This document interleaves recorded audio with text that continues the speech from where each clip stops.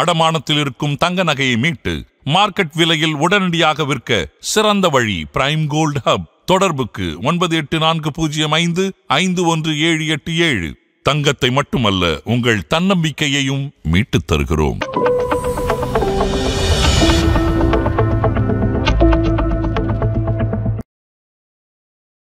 இத்தனை வருஷம் கழிச்சு எனக்கு இவ்வளோ பணம் வேணும் அப்படின்னு சொன்னால் அந்த பொறுமையை உங்களுக்கு பிடிக்குதோ இல்லையோ அதை நீங்கள் எனக்கு அந்த அளவுக்கு பொறுமையாக இல்லை அப்படின்னு நீங்கள் நினச்சிங்கன்னா you go for trading, which we don't advise. அதுக்கேற்ற மாதிரி ரிஸ்க் இருக்குது, அதுக்கேற்ற மாதிரி பணம் மொத்தமாகவே காலி ஆகிறதுக்கான வாய்ப்புகள் இருக்குது. Number 1 fear. ஓகே, ஐயோ மார்க்கெட் இறங்குதே, ஐயோ மார்க்கெட் இறங்குதேங்கிற நேரத்தில் தான் நீ காசு அதிகமாக போடணும் உள்ளார. அதுதான் ஸ்ட்ராட்டஜி. எஸ்ஐபிங்கிற ஒரு கான்செப்டையே நாம் ஒரு பணம் சேர்க்குற பொருளாக பார்க்குறோமே தவிர இஎம்ஐ கட்டி அந்த பழக்கத்தை நீங்கள் உண்டாக்குறீங்களா, இல்லை எஸ்ஐபி பண்ணி சேவிங்ஸ் இன்வெஸ்ட்மெண்ட் பண்ணி அந்த பழக்கத்தை நீங்கள் உண்டாக்குறீங்களாங்கிற பொறுத்து தான் இட் வில் கண்டினியூ. எஸ்ஐபியும் ஒரு வகையான லோன் தான். ஆனால் அது யாருக்கிட்ட வாங்கியிருக்கீங்க? You bought it from your future self. வந்து 1 crore ரீச் பண்ணுறதே 20 வருஷம் நிறைய பேர் வெயிட் பண்ண முடியும். அது 20 இயர்ஸ்க்கு அப்புறம் என்ன ஆகலான்னு கூட நிறைய பேர் சொல்கிறாங்க. இப்போ எப்படி சார், இப்போ 3 crores இன்ஃப்ளேஷன்லாம் பார்த்தா 3 கோடி வரைக்கும் சேர்க்க வேண்டியது இருக்குது. இப்போவே பார்த்தீங்கன்னா மந்த்லி இஎம்ஐ இதெல்லாம் கூட இப்போ யங்ஸ்டர்ஸ் மொபைல் லோன் இந்த இஎம்ஐ இதெல்லாம் பே பண்ணிக்கிட்டாங்க. இது எப்படி சார் பார்க்குறீங்க? இது என்ன கான்செப்டில் ஒர்க் ஆகுது அப்படின்னு பார்த்தீங்கன்னா பவர் ஆஃப் காம்பவுண்டிங். அந்த பவர் ஆஃப் காம்பவுண்டிங்கில் எப்போவுமே ஒரு ஃபஸ்ட்டு 11 வருஷம் இல்லாட்டி 12 வருஷத்துக்கு அந்த கர்வ் அப்படியே ஃப்ளாட்டாக தான் இருக்கும், ஸ்லோவாக ஏறிட்டு இருக்காங்க. அந்த 12 வருஷம் 15 வருஷத்தை தாண்டிடுச்சு அப்படின்னு சொன்னால் இங்கே இருக்க கேபிட்டல் அதில் காம்பவுண்டிங் அதிகமாகிட்டுன்னா இப்படி ஏற ஆரம்பிக்கும். எல்லோரும் இந்த 10 வருஷம் இல்லாட்டி 12 வருஷத்துலேயே they are losing their hope. No, அதுதான் ஸ்டார்டிங் பாயிண்ட்டே. உங்கள் பணம் அந்த நீங்கள் நட்டு வச்ச விதை மரமாக வளர்ந்து காய்க்க தொடங்கி பழுக்க தொடங்கிறது 12 வருஷத்துக்கு மேலே தான். So there are no short cuts in investing.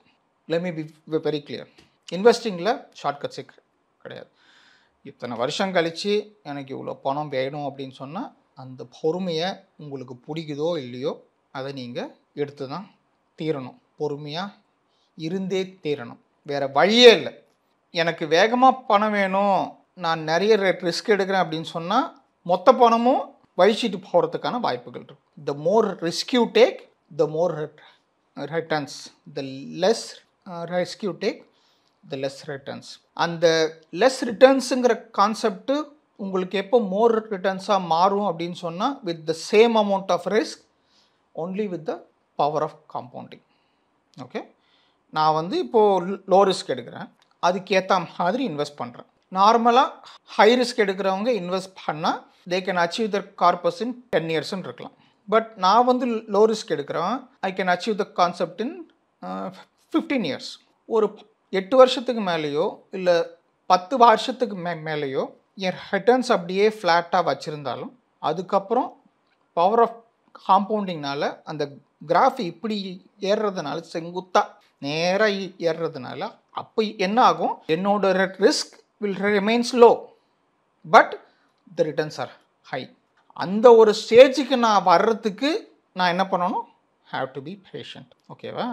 ஒரு வானொலி அடுப்பில் வச்சுட்டு உள்ளார சிக்கனை போட்டுட்டு அது என்னதான் ஸ்டவ் அதிகமாக வச்சாலும் அது வேகிற நேரத்தில் தான் அது வேகும். ரொம்ப அதிகமாக வச்சா கருகிடும். அதே கான்செப்ட் தான். You should have a patience until you achieve your goal. அதுதான் இன்வெஸ்டிங்கோட ஸ்ட்ராட்டஜி. எனக்கு அந்த அளவுக்கு பொறுமையாக இல்லை அப்படின்னு நீங்கள் நினச்சிங்கன்னா you go for trading, which we don't advise. அதுக்கேற்ற மாதிரி ரிஸ்க் இருக்குது, அதுக்கேற்ற மாதிரி பணம் மொத்தமாகவே காலி ஆகிறதுக்கான வாய்ப்புகள் இருக்குது. ஓகே சார், இப்போ எஸ்ஐபி ஸ்டார்ட் பண்ணி 1 crore ரீச் பண்ண போகிறாங்க அப்படின்னு நடுவில் எந்த மாதிரி சார் மிஸ்டேக் பண்ணுறாங்க? இப்போ மார்க்கெட் வொலட்டிலிட்டி வரும்போது அந்த எஸ்ஐபியை ஸ்டாப் பண்ணிடுறாங்க நிறைய பேர். ஸோ இவங்களுக்கு என்ன சார் அட்வைஸ் கொடுக்க விரும்புகிறீங்க? எப்போவுமே இது ஒரு மரம் வளர்க்குற மாதிரி தான். ஒரு விதையை போட்டுட்டு அடிக்கடி நோண்டி பார்த்துட்டு இருக்கக்கூடாது. ஓகே, அது வளரவே வளராது. இப்படி ஏதோ ஒரு படத்தில் பார்த்தேன். என்ன படம் அது? Love today. ஸோ அந்த மாதிரி பார்த்துட்டு இருக்கக்கூடாது. இன்வெஸ்ட்மெண்ட் அப்படிங்கிறது போட்டோமா வளரட்டும், நான் பாட்டு இன்வெஸ்ட் பண்ணிக்கிட்டே இருப்பேன். கன்சிஸ்டன்சி அதுதான் முக்கியம். Consistence, discipline. நிறைய பேர் எப்படி அதுலேருந்து வெளியே வராங்க அப்படின்னு சொல்லி பார்ப்போம். Number 1 fear. ஓகே, ஐயோ மார்க்கெட் இறங்குதே, ஐயோ மார்க்கெட் இறங்குதேங்கிற நேரத்தில் தான் நீ காசு அதிகமாக போடணும் உள்ளார. அதுதான் ஸ்ட்ராட்டஜி. நீ அடிக்கடி அந்த மார்க்கெட் இப்போது ஒரு நார்மலாக ஒரு ட்ரெஸ்ஸு வாங்கிறதுக்காக போகிறோம். நார்மலாக ஷோரூமில் ஒரு சட்டை 2000 ரூபா. அதே 2000 ரூபா சட்டை அதே ஷோரூமில் தள்ளுபடிக்கு கிடைக்குது 1000 ரூபாய்க்கு. ஸோ நீங்கள் தள்ளுபடி போடும்போது அந்த சட்டையை வாங்குவீங்களா, இல்லை அது ஃபுல் ப்ரைஸில் இருக்கும்போது வாங்குவீங்களா? இதே கான்செப்ட் தான் ஸ்டாக் மார்க்கெட். ஒரு ஸ்டாக் பார்க்குறோம், XYZன்னு வச்சுப்போம். அந்த XYZ stock it's available for 500. Normal மார்க்கெட்டில் ஏதோ கோவிட் மாதிரி ஒரு ஸ்டேஜ் வந்து அது அப்படியே 250 ரூபாய்க்கு இறங்கிடுது. இப்போ தான் நீங்கள் போய் வாங்கணும். பட் எல்லா ஸ்டாக்குக்கும் இது பொருந்தாது. எந்த ஸ்டாக்குக்கு நான் சொல்கிறது எல்லாமே, நாம் இங்கே பேசுகிறது எல்லாமே it's not for the high risk stocks. So let us B very clear. நாம் ஸ்டாக்கில் போடு அப்படின்னு சொன்னால் அந்த ஸ்டாக் வந்து நல்ல நிறுவனத்தோட பங்காளாக இருக்கணும். ரெண்டாவது it should be financially stable. அப்புறம் தென் அதோட ப்ரமோட்டர் இல்லாட்டி CEO நல்ல ஆளாக இருக்கணும், ஃப்ராடு பண்ணுற ஆளாக இருக்கக்கூடாது. இந்த மாதிரி ஒரு 3 கேட்டகரிஸ் இருக்குது. இந்த 3 ரெக்வயர்மெண்ட்டையும் அந்த ஸ்டாக்கு ஃபில் பண்ணாதான் அது நல்ல ஸ்டாக். ரெண்டாவது ஒரு போர்ட்ஃபோலியோ நீங்கள் வச்சுருந்தீங்க அப்படின்னு சொன்னால் அதில் ஒரு 10 ஸ்டாக் வச்சுருப்பீங்களா? அந்த என்னதான் நீங்கள் ரிசர்ச் பண்ணி வாங்கினாலும் அந்த 10 ஸ்டாக்குமே உங்களுக்கு ப்ராஃபிட் வராது.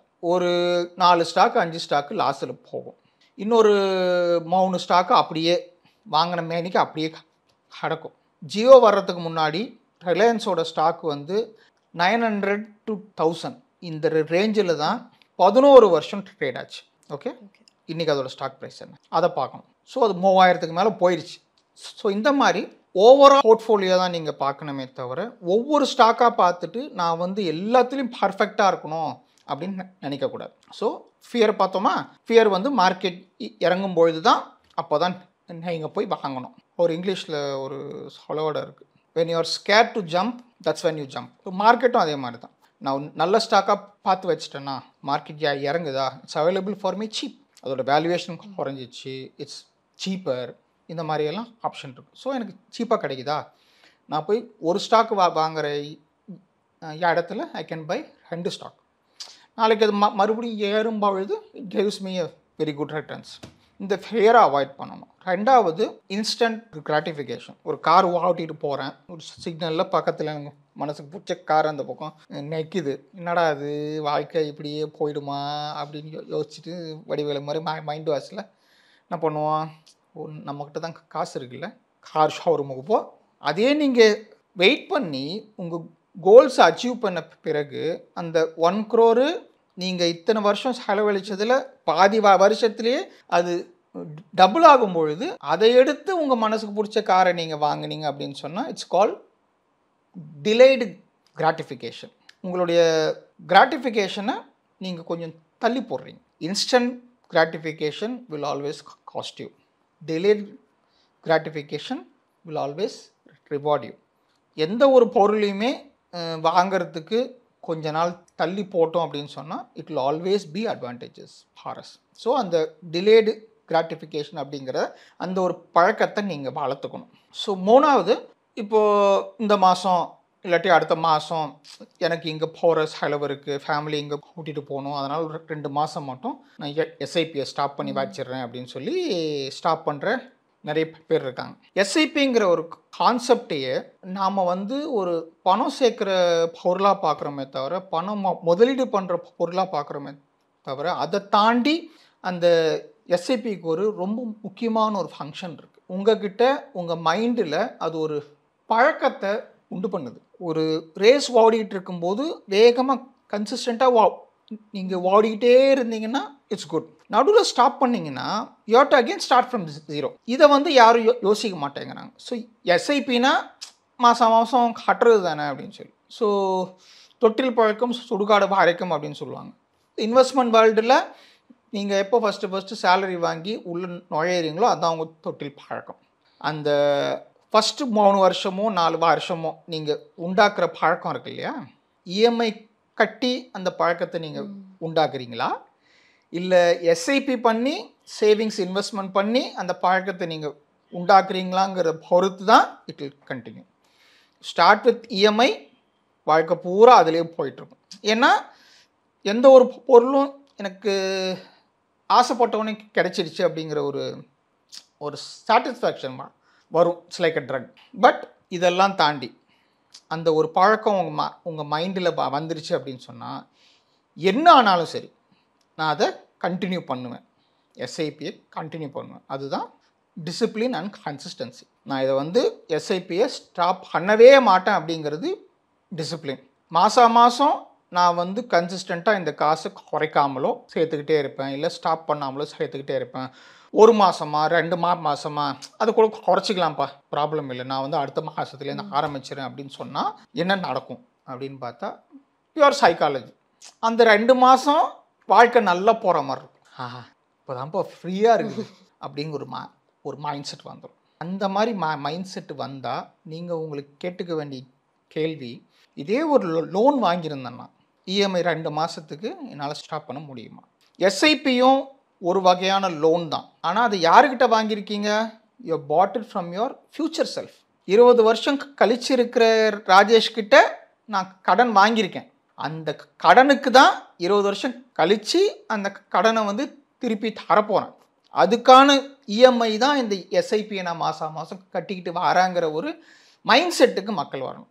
அப்படி வந்தால் ஒழிய இந்த ஃபியராக இருக்கட்டும், இல்லை இன்ஸ்டன்ட் கிராட்டிஃபிகேஷனாக இருக்கட்டும், இல்லாட்டி பாசிங் தி எஸ்ஐபி, ஸ்டாப்பிங் தி எஸ்ஐபி, இந்த ஒரு ஃப்ளோ இருக்கு இல்லையா, எல்லோரும் சொல்லுவாங்க நான் ஒரு ஃப்ளோவில் போயிட்டுருக்கேன்டா டிஸ்டர்ப் பண்ணாத அப்படிம்பாங்கல்ல, இதுவும் அதே மாதிரி ஒரு ஃப்ளோ தான்.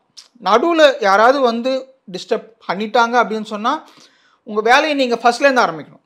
அந்த ஒரு ஃப்ளோ போயிடும். எஸ்ஐபியும் அதே மாதிரி தான். 1 மாதம் தானே 2 மாதம் தானே அப்படின்னு நீங்கள் ஆரம்பிச்சிங்கன்னா அந்த ஃப்ளோ அப்படியே ஸ்டாப் ஆகிடும். அந்த ஃப்ளோவை நீங்கள் மறுபடியும் எடுத்துகிட்டு வர்றதுக்கு வெரி டஃப். இதுதான் நீங்கள் கடைபிடிக்க வேண்டியது பணக்காரனாகணும்.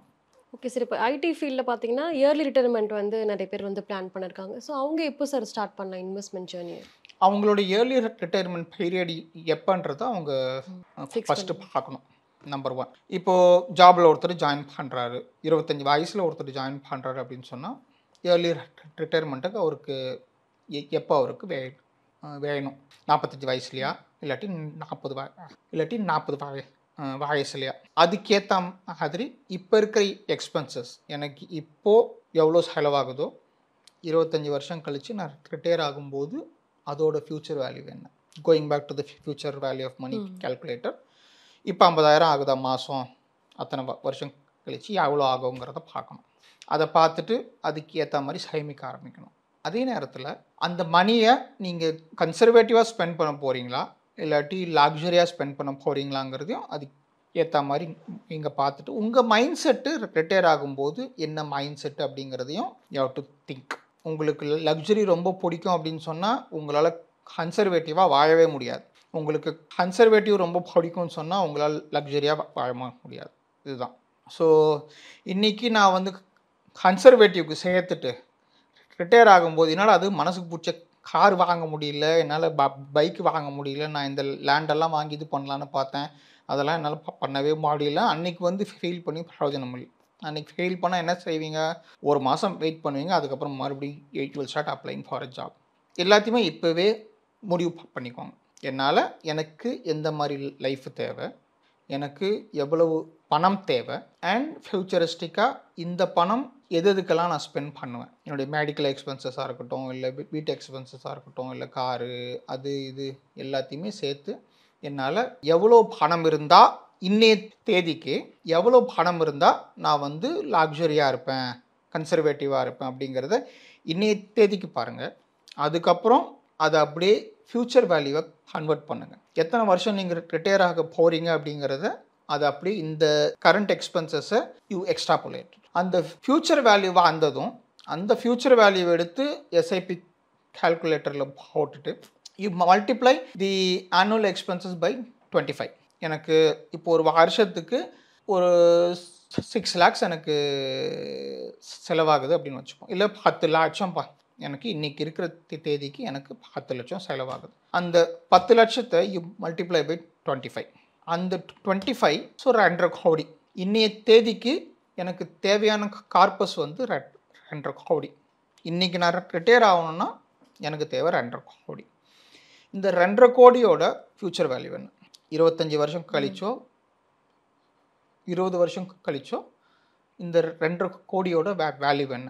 அந்த வேல்யூவை எடுத்து you put it into the SIP calculator. SIP கால்குலேட்டரில் அந்த பீரியட் வந்து நீங்கள் செலக்ட் பண்ணும்பொழுது இத்தனை வருஷம் கழிச்சு நான் ரிட்டையர் ஆகிறாங்கிறேன்னா அந்த அமௌண்ட்டை போடுங்க. ரிட்டர்ன்ஸ் வந்து டோன்ட் கோ அபவுட் 12%, அதுக்கு மேலே போகாதீங்க. ஸோ எவ்வளோ அமௌண்ட் வருதுன்னு பாருங்கள், நீங்கள் மாதம் மாதம் சேர்க்கணும்னு பாருங்கள். அதுதான் நீங்கள் ஏர்லி ரிட்டையர்மெண்ட்டை சேர்க்கறதுக்கான வழி. ஏன் இந்த 25 டைம்ஸ்? அதுக்கு ஏதாவது லாஜிக் இருக்கணும் இல்லையா?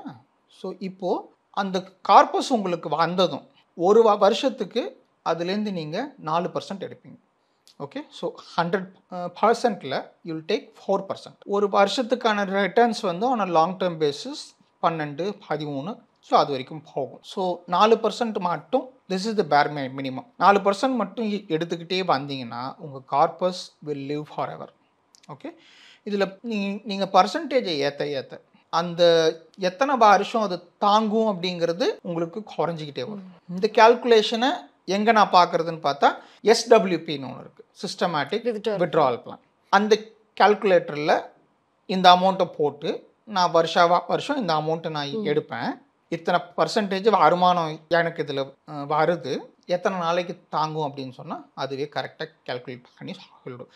பட் த லாஜிக் இஸ், ஒரு வருஷத்துக்கு உங்களுக்கு எவ்வளோ வருமானம் வருதோ அதை விட அட்லீஸ்ட் ஒரு 4 to 5% நீங்கள் எடுக்கிறது இருக்கணும், அதை விட குறைவாக இருக்கணும்.